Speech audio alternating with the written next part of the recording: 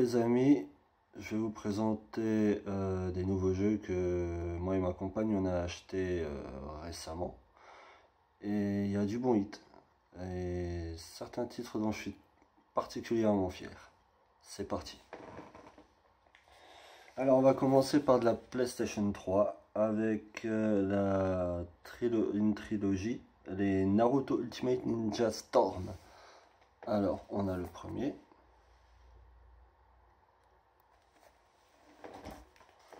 On a le deuxième. Et on a le troisième. Ce sont de bons jeux de combat qui reprennent fidèlement et assez bien le déroulement de la série. Autant le premier reprend bien la première série où Naruto est plus jeune. Autant les deux suivants reprennent bien l'univers Shippuden assez fidèlement. Ensuite, on va passer avec God of War 3 et God of War Ascension. Des jeux assez bien, franchement dit. J'ai pas fini encore l'Ascension, j'ai terminé le troisième, je suis en train de le refaire d'ailleurs. Et franchement, c'est des bons hits que je conseille. Ensuite, on a Far Cry 3. Moi, je l'ai essayé, c'est un jeu qui est assez bien. Ensuite, on passe sur Darksider et Darksider 2. C'est des bons jeux en général.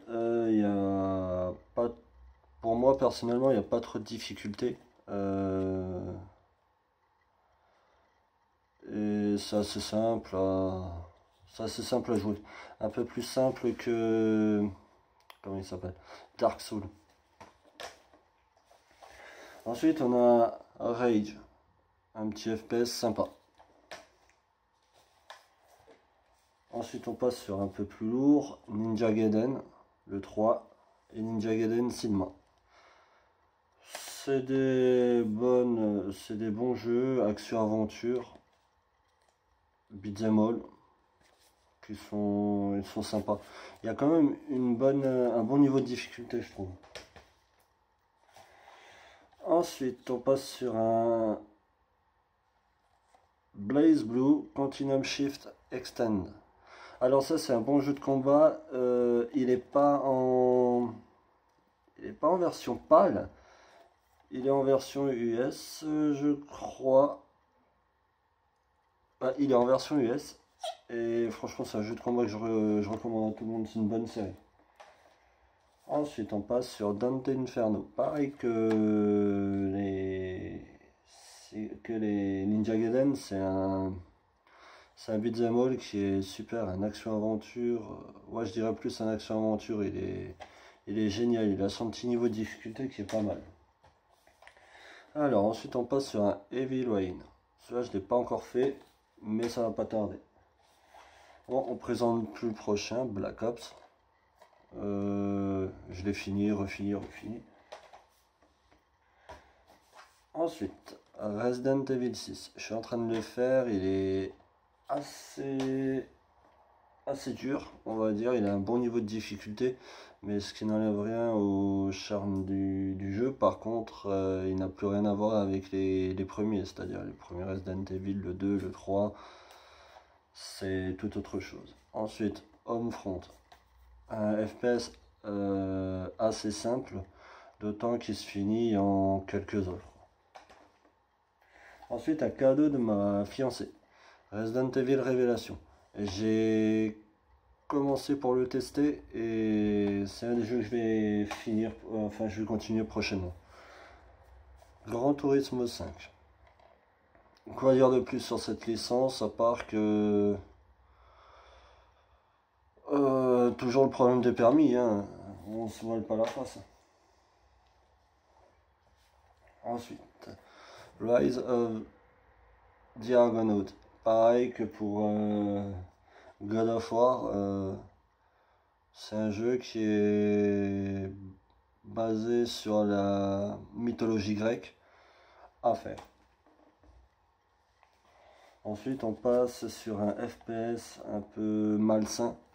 Pour moi, personnellement, c'est Fear et Fear 2. ce que moi je nomme malsain, c'est qu'on se chope des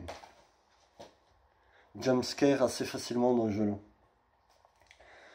Ensuite, Rogue Warrior. C'est un FPS assez sympa où on rigole beaucoup. Et voilà. Ensuite, un action-aventure Star Wars, le pouvoir de la force. Il est super cool. Je pensais pas qu'il était si bien. Autant que dans les premières minutes du jeu, on incarne Dark Vador. Et ensuite, on incarne son disciple. D'ailleurs, je sais plus comment il s'appelle. On continue avec du Medal of Honor. Alors, bon, qui connaît pas, plus besoin de présenter la référence, enfin la référence Medal of Honor. Je veux dire, tout le monde a connu les premiers opus sur PlayStation 2 avec en première ligne Soleil Levant. Voilà. Pareil pour Battlefield, le 3, on ne présente plus. Hein. Ensuite, certainement un jeu qui a été beaucoup critiqué. J'ai entendu des gens dire comme quoi oui, il est pas top. Mais moi je le trouve assez sympa. C'est PlayStation All-Star Battle Royale. On va dire que c'est un bon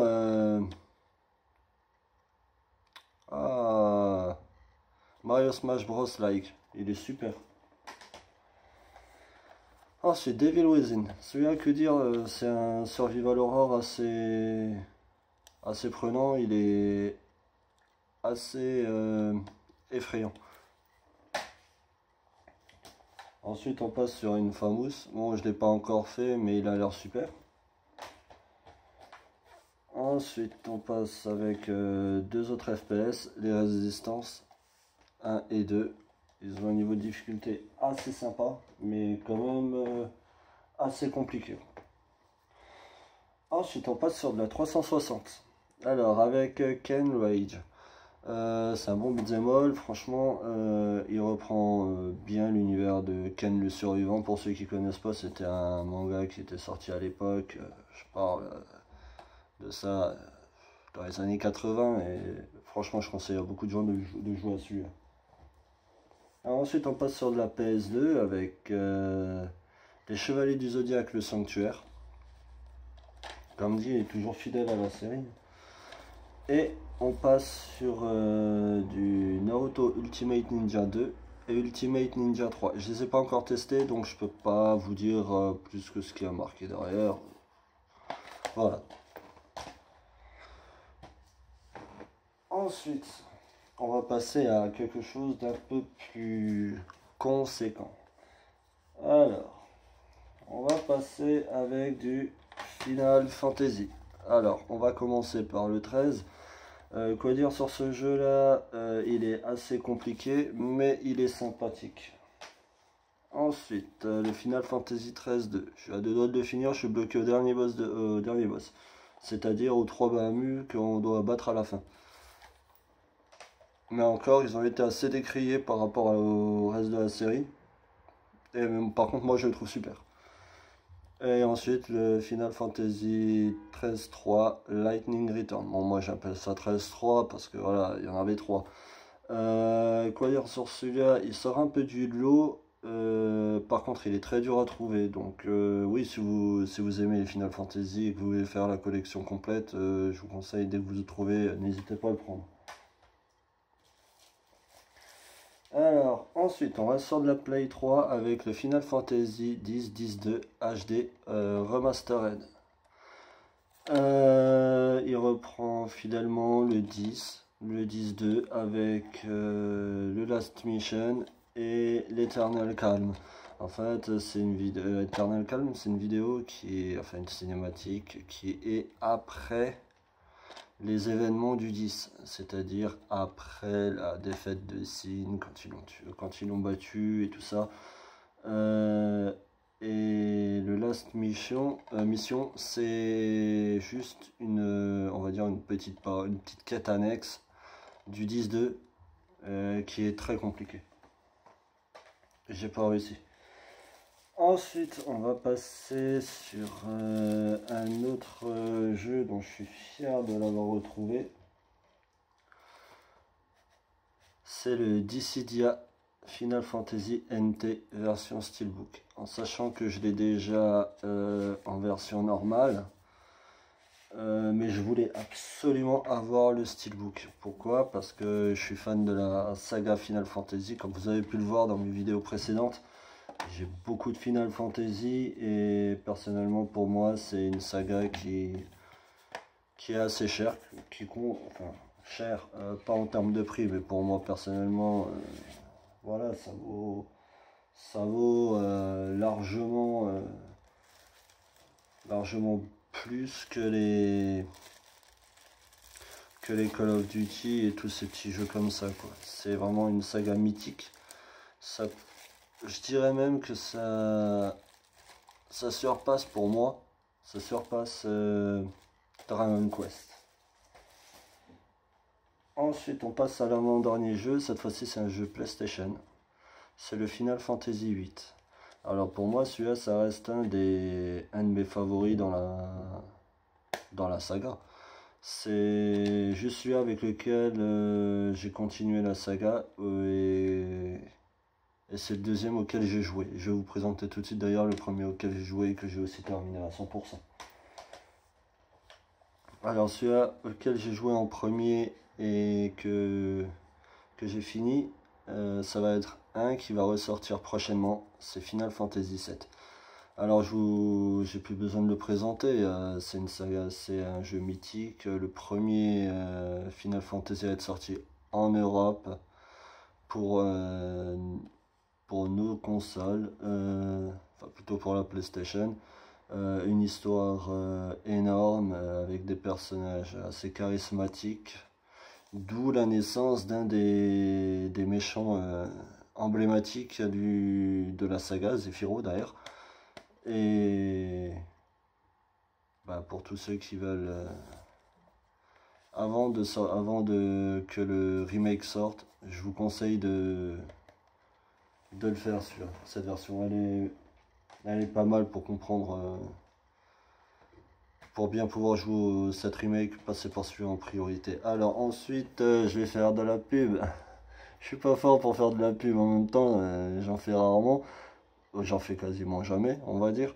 Je vais faire de la pub pour un abonné que je suis d'ailleurs aussi depuis peu. C'est Alex Gaming. Je vous conseille d'aller voir sa chaîne si vous aimez tout ce qui est let's play. Bon, il fait pas trop de let's play. Si vous aimez tout ce qui est collection, il parle vraiment de sa passion, mais comme un passionné, quoi. Et il fait aussi des achats vide-grenier, des achats en cash. Donc franchement, on dit allez le voir. Il mérite que vous vous abonnez à sa chaîne. Pour conclure cette vidéo, il y aura une vidéo qui va sortir début du mois, enfin courant du mois prochain, je ne sais pas encore quand, avec des nouveautés. D'autres jeux de ma collection, enfin de notre collection à moi et à ma compagne. Donc je vous invite à rester à l'affût et laissez des commentaires, likez la vidéo si elle vous a plu d'ailleurs, hein.